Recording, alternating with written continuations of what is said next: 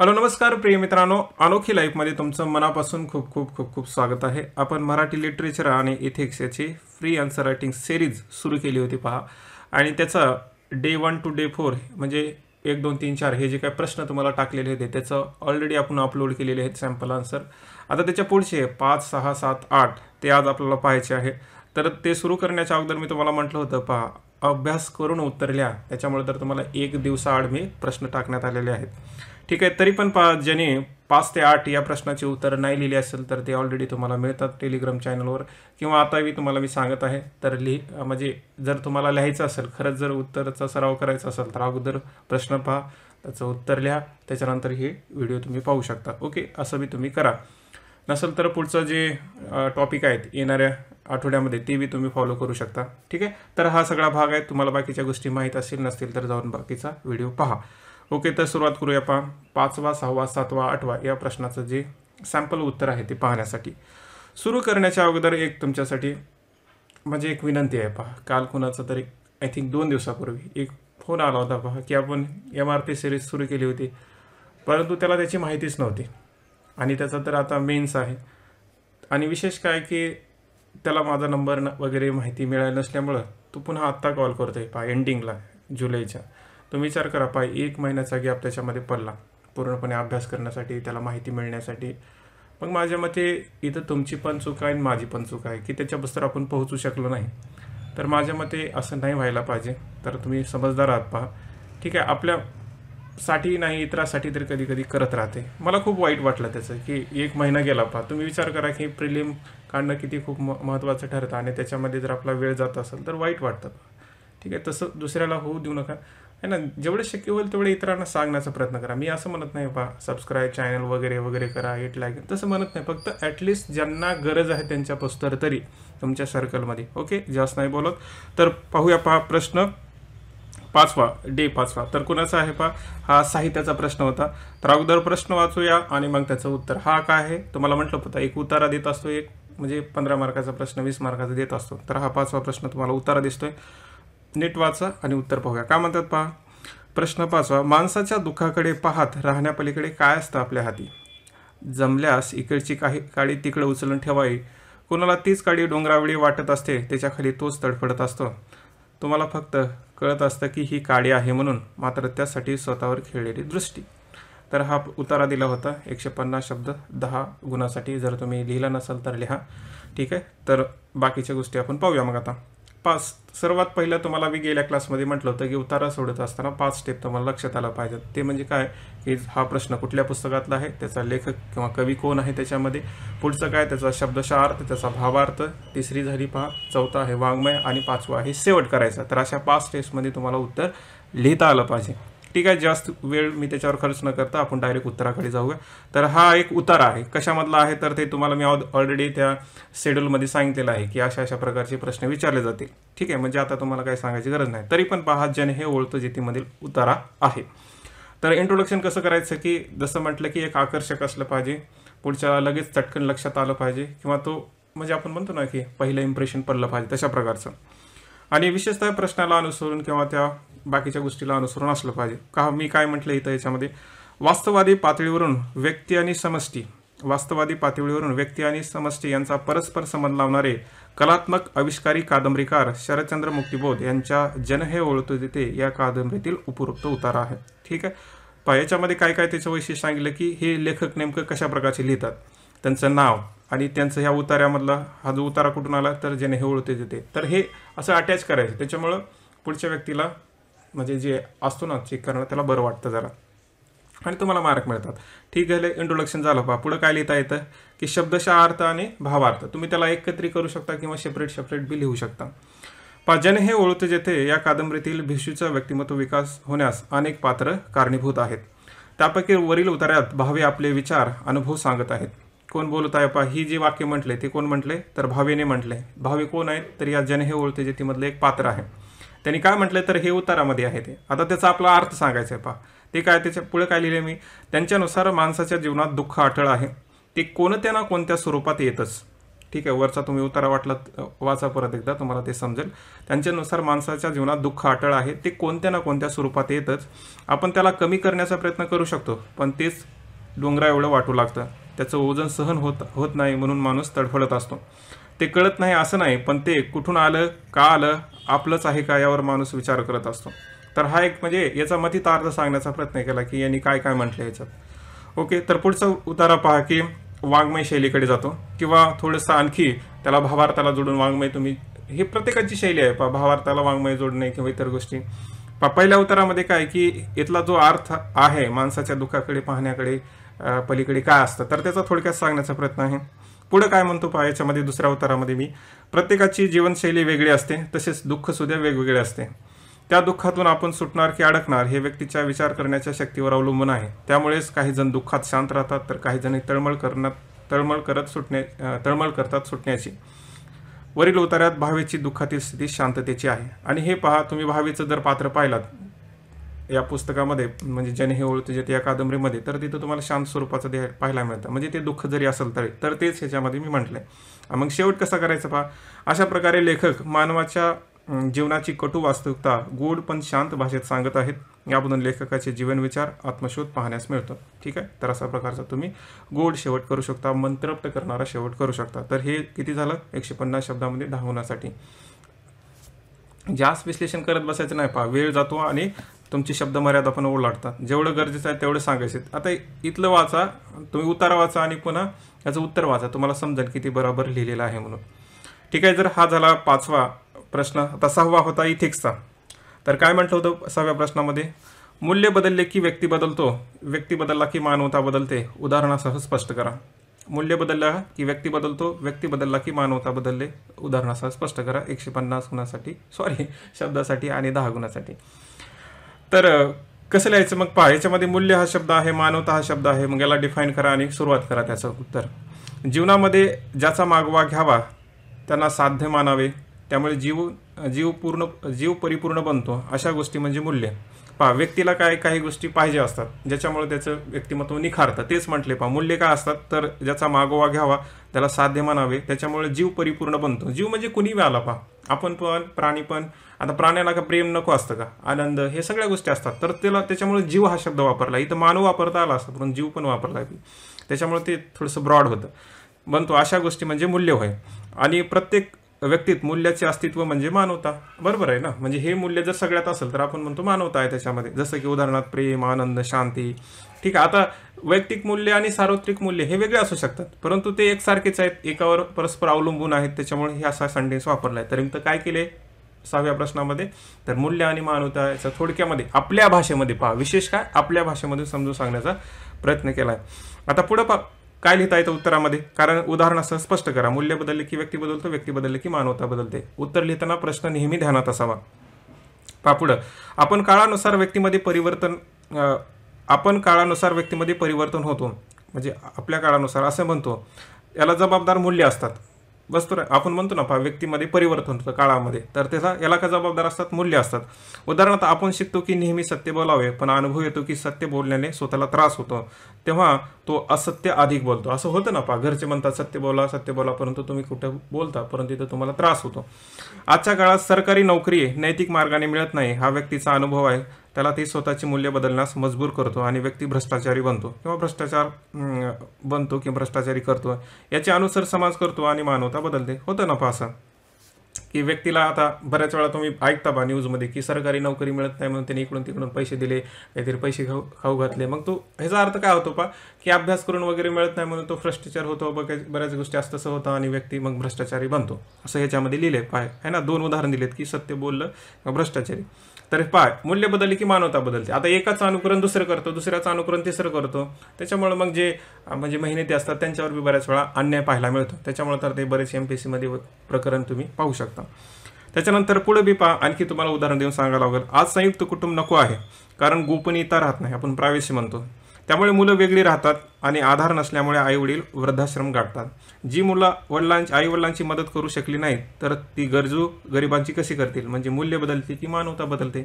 बरोबर आहे ना. म्हणजे सगळ्याला संयुक्त कुटुंब नको आहे. आता संयुक्त नाही तर मग मायबाप कुठं सोडायचे, मग वृद्धाश्रमामध्ये जाणार.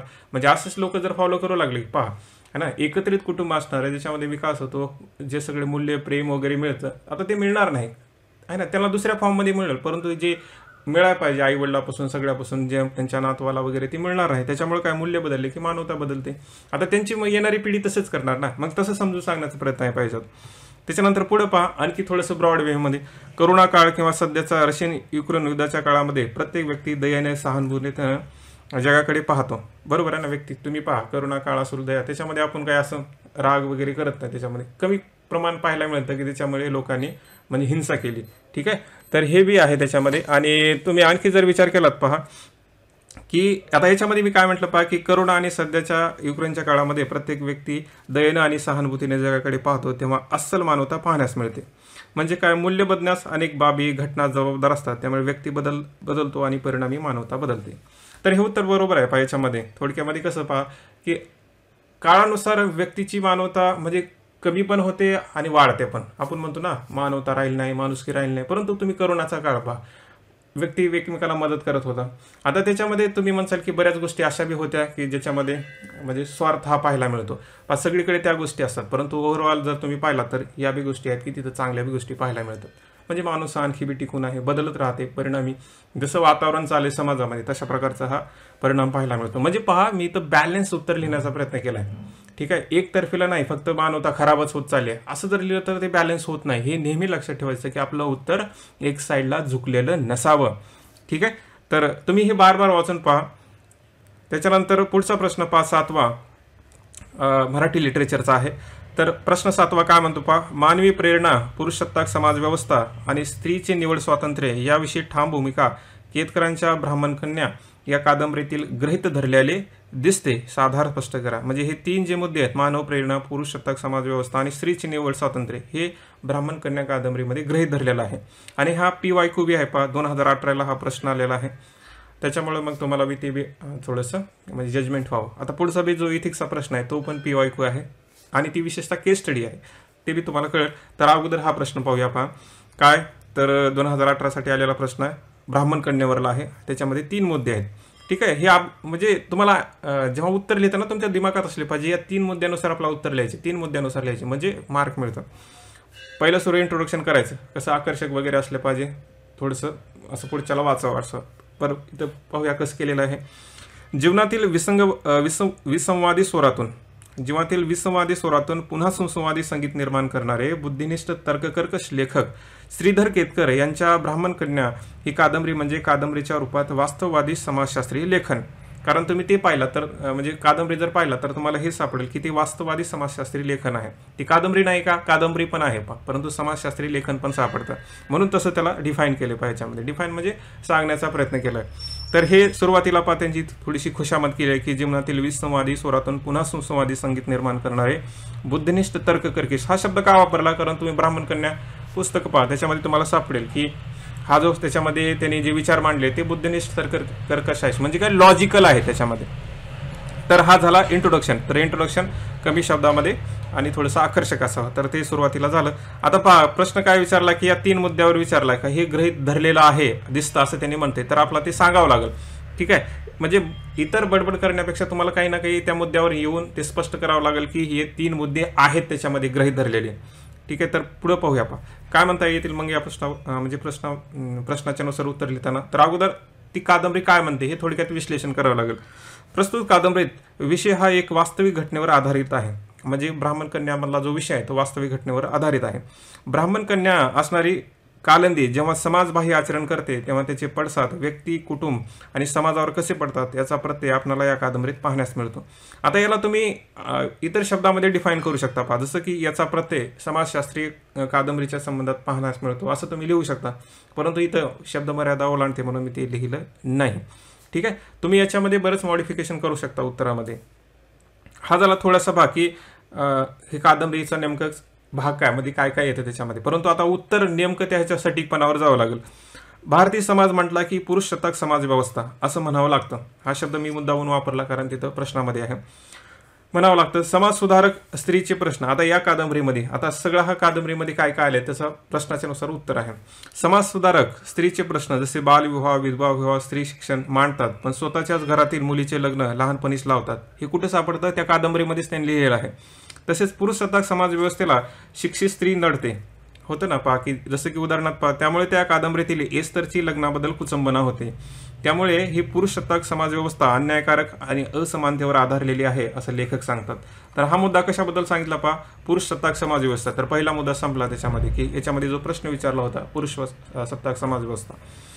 पुढे पहा, आता मानवी प्रेरणा आहे पहा, मानवी प्रेरणा. तर त्याच्याबद्दल मानवी प्रेरणा आणि स्त्री याचा थोडा मिसळ करून ते उत्तर पुढचं लिहिण्यात आलेलं आहे.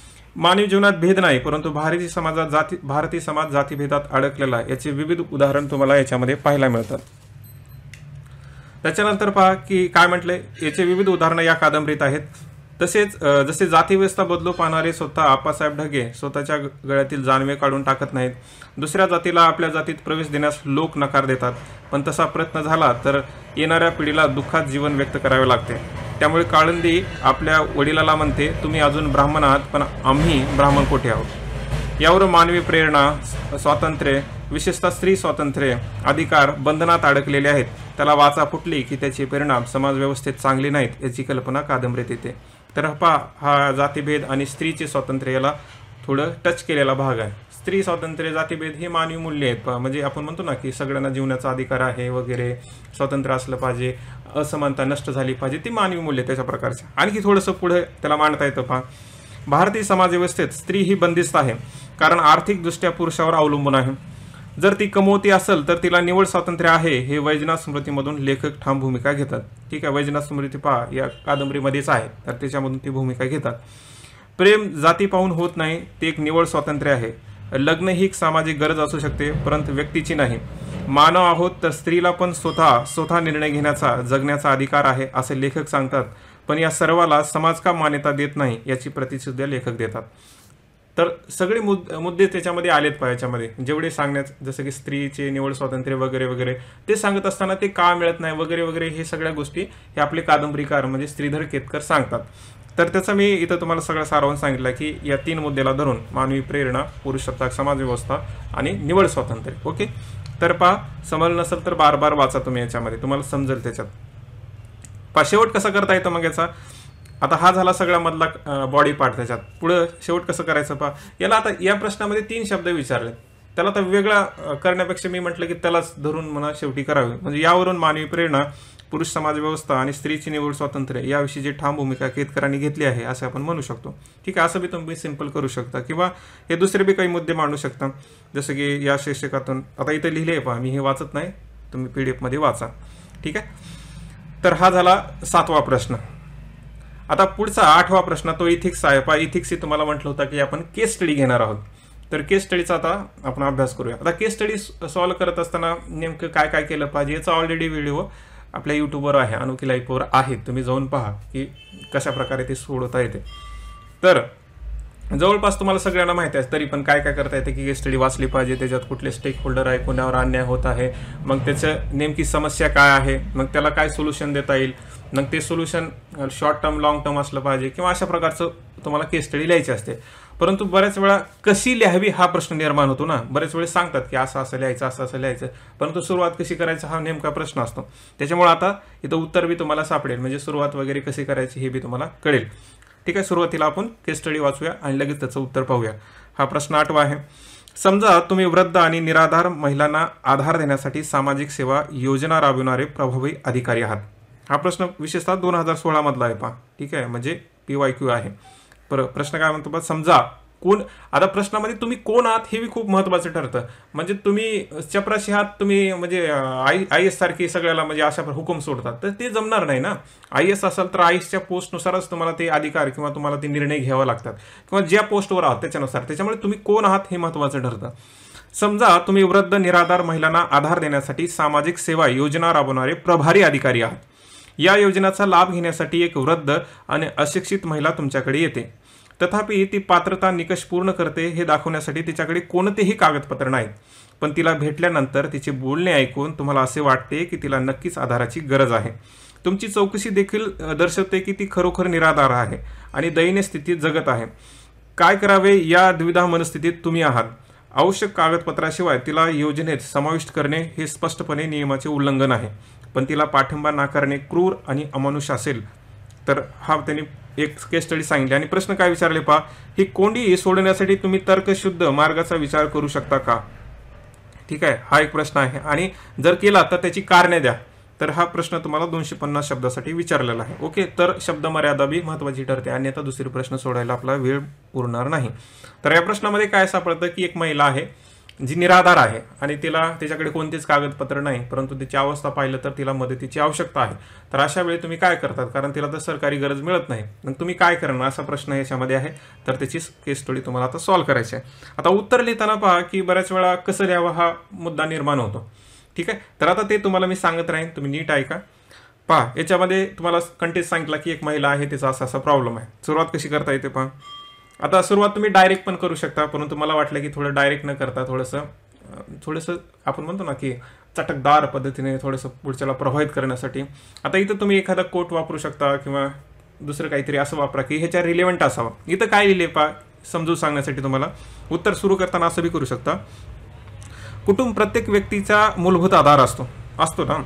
कुटुंबात कोणीही नसेल तर व्यक्ती निराधार आणि असहाय्य असते. त्यात ती महिला असेल तर स्थिती आणखी गंभीर असते. वरील घटनेत अशीच महिला आहे आणि तिला मदत करण्यास काही नैतिक अडचणी येत आहेत, त्या खालीलप्रमाणे. आता बऱ्याच वेळा तुम्हाला उत्तर अशा प्रकारे सापडतील बऱ्याच वेबसाईटवर किंवा बऱ्याच ठिकाणी की वरील घटनेमध्ये महिला आहे किंवा तिला नैतिक अडचणी खालीलप्रमाणे आहेत. परंतु ते डायरेक्ट लिहिण्यापेक्षा जर थोडासा कंटेन्स अगोदर वापरला त्याच्यामुळे ते बरं वाटतं, म्हणून ही असं सुरुवात केली आहे पहा, है ना. प्रत्येक कुटुंब हा व्यक्तीचा आधार असतो आणि जर तसं नसेल तर व्यक्ती निराधार बनते. अशाच प्रकारची स्थिती जर महिलेच्या बाबतीत असेल तर ती आणखी गंभीर होते.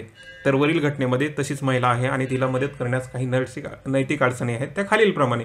ठीक आहे, कोणकोणते आहेत पहा. पहिला आहे, आता हे नैतिक अडचणी आहेत, इथं 1-2 पॉईंट असल्या. विवेकाचे संकट. ठीक आहे, आपण म्हणतो ना की जो आपण काम करायला पाहिजे ते होत नाही, विवेकाचे संकट. त्याच्यानंतर वस्तुनिष्ठता आणि करुणा यामध्ये संघर्ष, किंवा तुम्ही जॉब करता तर तिथं तुम्हाला ती वस्तुनिष्ठ दाखवली पाहिजे, परंतु तिथं करुणा बी आहे, याच्यामध्ये दोघांमध्ये संघर्ष आहे. त्याच्यानंतर नियमाचे पालन करण्याची व्यावसायिक जबाबदारी, हा बी एक नैतिक अडचण आहे. त्याच्यानंतर सार्वजनिक निधीचा वापर निहित हेतूसाठी झाला पाहिजे, म्हणजे जे काम सांगितलेलं आहे त्यासाठी झाला पाहिजे. तर हे नैतिक अडचणी आहेत पहा तिला देण्यापासून. काय विवेकाचं संकट, वस्तुनिष्ठता, करुणा, नियमाचे पालन करण्याची व्यावसायिक जबाबदारी, सार्वजनिक निधीचा वापर. आता हे कसं जमतं, म्हणजे हे तुम्ही कसं लिहिलात सर असं तुम्ही प्रश्न विचारतात. तर ही वाचून तुम्हाला पहा, ही केस स्टडी वाचून तुम्हाला समजतं की याच्यामध्ये कागदपत्र नाहीत, म्हणजे तिथं तुम्हाला काहीच करता येत नाही. तर तिथं लिहिले ना, नियमाचे पालन करण्याची व्यावसायिक जबाबदारी, सार्वजनिक निधीचा वापर तुम्ही कुणासाठी करू शकत नाही, म्हणजे त्याचे कागदपत्र नाही, तुम्ही त्याला निधी देत आहेत, म्हणजे तो बी एक नैतिक अडचण आहे.